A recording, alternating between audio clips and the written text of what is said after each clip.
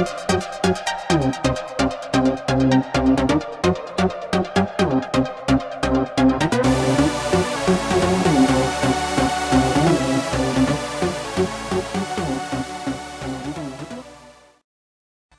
everybody, what's going on? My name is Heen, and today, we're back with a different kind of video here, and as you can see, by these very exciting graphics that were painstakingly made by the Takara company here, as you can also see that in the corner as well.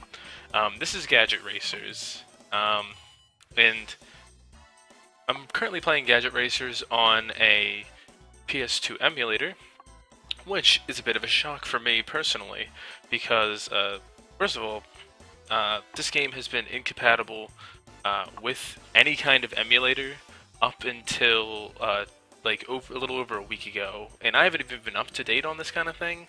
Like I haven't been like painstakingly waiting for this game to have compatibility, but it's always been a niche with me about the PS2 emulator, and I could never get it to work. So, what about this game am I so wound up about? Well, this game in particular was the first PlayStation 2 game that I ever bought. Of course I got the game that came with my PlayStation 2, which was Gran Turismo 3, which was also an excellent game, but this was the first game I actually went out and bought. And, I was always into racing games, as you know from the content that's mainly on my channel. This game is really, really stuck with me. I had the Game Boy Advance version of this game too, and even though the graphics, as you can clearly see, they look really, really bad.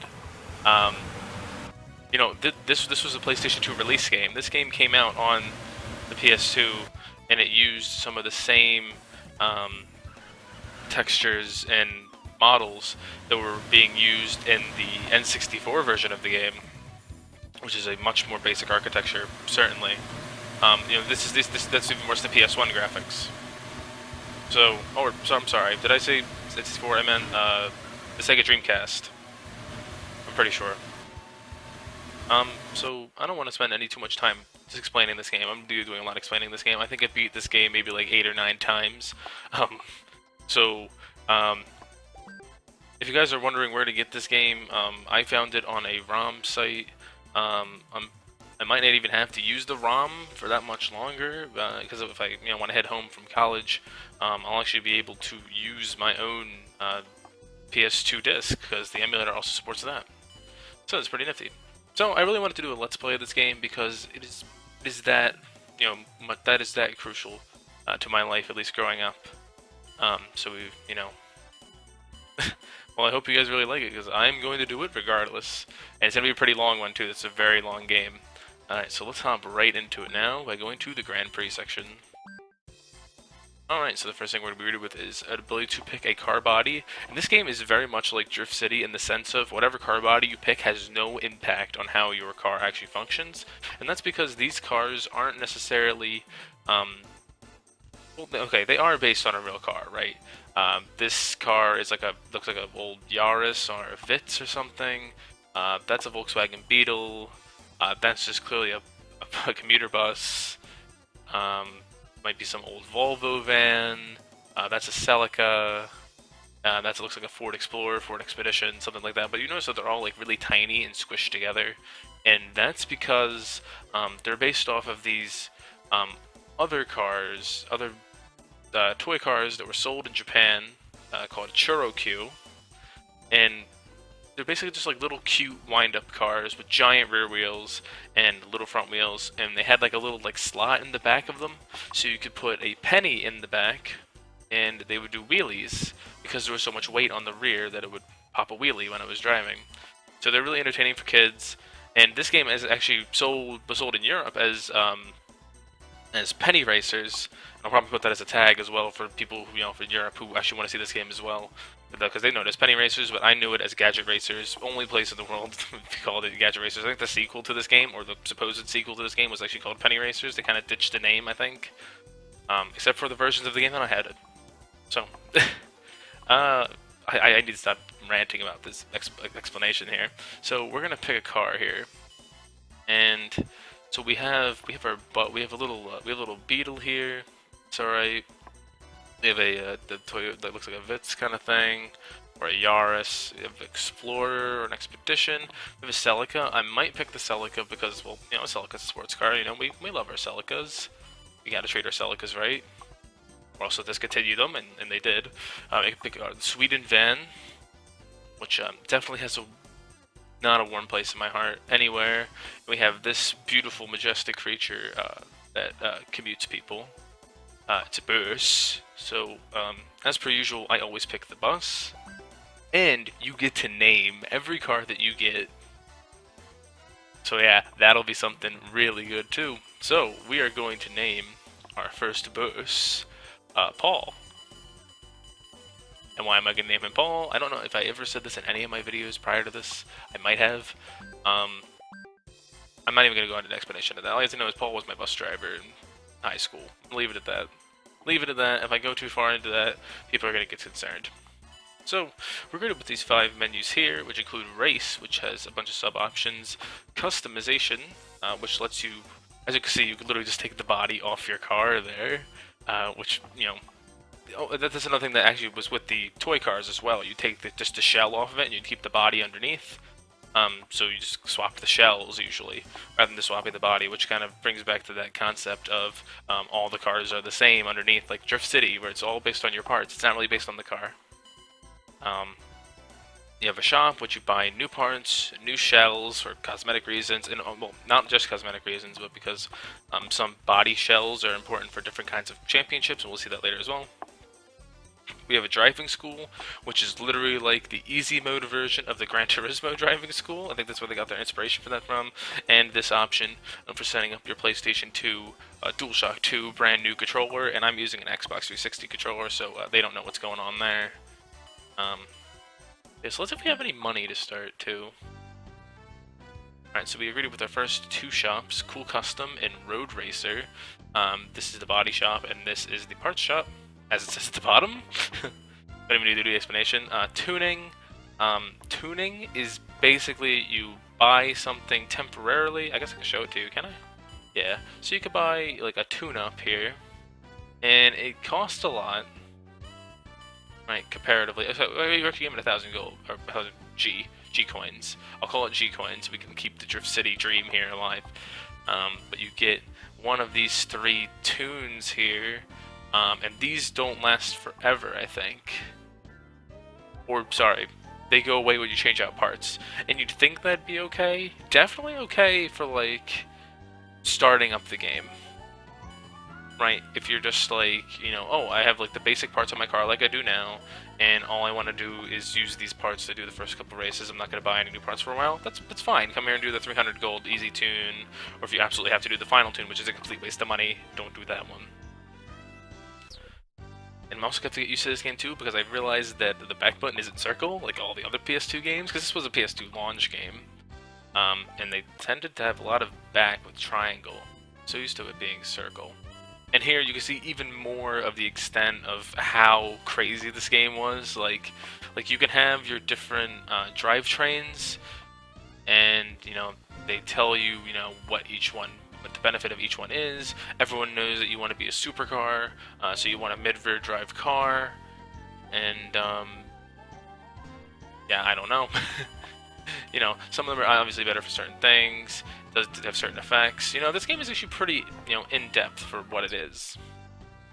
And parts tune, which I believe is specifically for parts that you have, and you might be noticing some of these pictures and panicking because you see gliding, floating, which is not that much different from propeller. I think you need both of these to kind of do anything, because you can turn your car into a boat essentially, or skiing, which is very valid for cars to do. And that's kind of where the name of the game Gadget Racers comes from, is they just use these like gadgets. Then again, what's called penny racers. Okay, this is getting excessive now. Okay, so what we're gonna do is we're gonna buy some parts to start. Okay, because we want to be a bit faster. So as you can see, we have our parts here, and each one will do a certain thing here. With acceleration, you get more weight in the car. So they're kind of a parallel there. You also have chassis that you might want to put on your car to make your car a bit stronger, which come with endurance races. tires for, there are races, and your tires will matter. Tires do matter in this game a lot. Brakes not so much. Steering, yeah, you just replace the steering wheel and you're good at steering now. Definitely a plausible thing. Horns, definitely a good thing for cell 1. Get to hear what they sound like. You get some weird ones going on, but as you can see here, when we put on a different transmission, that is actually the part that benefits us the most, is this transmission, because that actually changes our top speed. And a lot of these races are kind of just floor it and go for it, so having the best engine isn't as vital as having the best transmission. So as soon as we unlock like next level races, or sorry, next level parts shop, we're definitely going to go for the upgrade with the transmission for sure, because that's the top speed increase. So we have the 4-speed manual transmission, which has lower weight. I mean, that's surprisingly realistic, right? Because automatic transmissions do weigh more because they're a lot more, complex, and they have a lot more machinery going on with them. But also, what they don't tell you is that the 4-speed manual transmission gives you a slight speed boost, even though it doesn't look like it entirely. It does. Trust me. Beat the game 9 times. Trust me. So we're going to buy the manual transmission. I'll have to figure out which buttons actually shift when we get going, which is very shortly. And while we're at it, we should probably get some other parts too. So you put these little disgusting parts on your car. There's the glider wings that you guys should be terrified of. Good stuff, a spoiler, propeller, also be terrified. Oh, there's your coin holder in case you want to be an actual toy car. If you have a giant coin, there's your skis because this game is insane, and then this is floats because you can float as well. You can actually propel yourself forward without having any propeller whatsoever, almost like you're like doggy paddling with your wheels. That's concerning as well. You can also change your your hood here, your heads-up display, to have a different speedometer. I'm pretty partial to this one, so I'll just buy it now, so we don't get used to something different. And these CPUs are really expensive, but they give you a slight edge in CPU or speed, because if you change the processing speed of your car, that's definitely going to benefit your speed significantly. That's a joke. And let's also buy an engine too. Let's buy some. Oh, we got a lot of money. We'll make it back. Let's buy a 2500 turbo engine. Right, and I think that that might bite us in the butt later on, because some races require certain engine types as well. This is a turbo engine. There are races that will require us to have a normally aspirated engine, so on and so forth.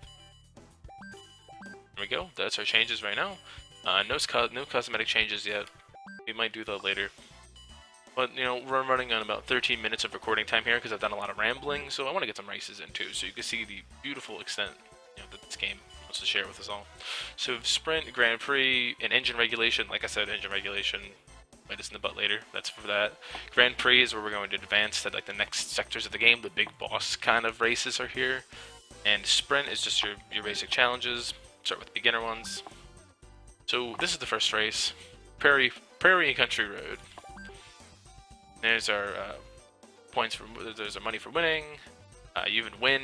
You get money just for showing up. Great system they got going on here. All right, so here we go, and let's do the first race of Gadget Racers. As you see, we got a whole wide range of cars here. All these cars are definitely real cars. Oh, it's R1. R1 is shift. And yeah, so this race is going to be a tad bit boring because since we bought the first transmission, we're actually going to have a better transmission than everybody else, and because they don't want you to go into your first race and feel sad that you lost, they give everybody at the start the basic transmission, the first race, and since we have the next transmission up, yeah, it's just going to be a mop the floor with them. So we're going to get 300 gold here and 150 gold bonus, and that gold bonus is given to you for not hitting anyone. Fun fact, took a while to figure that out. And it's worth half of how much money you get for the final race. So it's always good to do that for sure. Now, you might be thinking, I could just farm that farm. It's so weird because the name of the track has farm in it. I could just continuously run that first track over and over again and just win all my money that way. And yeah, you could, but the rate which you gain money from that race is you don't win the same amount of money each time you run that race. It starts decreasing. So it's not always worth running that one track, and it gets you to running some of the harder ones. You could be earning money a little bit faster. But at this low speed, we should be fine for a good amount of this game. The challenging aspects of this game really don't come until later. And we'll definitely tackle that. This game isn't like a 100% cakewalk. The endurance races are kind of tough initially as well. You know, there's some like rivals races. And actually, we have a guy catching up on us already. This is race number 2, guys. We almost have a guy catching up on us. I hear him. He's crawling inside of me. This isn't good. Send help. Oh, come on, Paul. Hug the corner, and hey, there we go. So we're gonna win race number 2. Hopefully we didn't hit anybody and he didn't tap our butt or something when we weren't looking. We don't want people tapping our butt. Butt's all mine, and he didn't. So we get some mad dosh there, which is quite excellent indeed. So yeah, hop back into the shop, maybe buy some better tires, the high grip ones. I think these will help out a little bit near future. Maybe we'll get some. I'll be just about tires. Let's grab some brakes, maybe. Grab those and grab a new steering wheel and shove that on the car, and that'll definitely help our steering. Improve it so we can hold it better. That's one of those sweat-proof ones, so you always have your max grip, which is why it improves your handling. Better steering wheel improves your handling. Facts. So yeah. You know, I know this game is definitely different from the content I've produced. I haven't played any like classic games, and I hope you guys really enjoy this game. I know I do, and I plan on playing this game a lot. You know, over the course of the next couple weeks. Just because, you know, this game is like a pure nostalgia fest with me, and I hope you guys really like it too, and I hope, you know, you guys give it a try. I'll post a link in the description to the file to download the ISO. I do encourage buying the actual game and not just using a ROM. Like, you know, I don't feel as bad using it because I actually own the game, a copy of it, and I own a copy of a PlayStation 2. But, you know, I think this game is, like, you can get it for, like, $1, probably at, like, some GameStops that still have PS2 games lined up. You know, hobby shops will sell it for $1. You can even get it online for, like, $1. I think they have, like, a new copy of it, like, brand new, sealed copy on Amazon for, like, $25, which is pretty insane. So, yeah. This is Gadget Racers, and I hope you guys really liked it, because, I can say it more and more times, I just can't stop, and I like it a lot. So, if you liked the video, make sure you give it a big fat like to let me know that you like this game, and you like my content, or you like who I am, and if you don't like it, give it a big fat dislike, because you dislike me and you make me sad. But anyway, thanks a lot for watching, and until next time, this is Heen, signing out.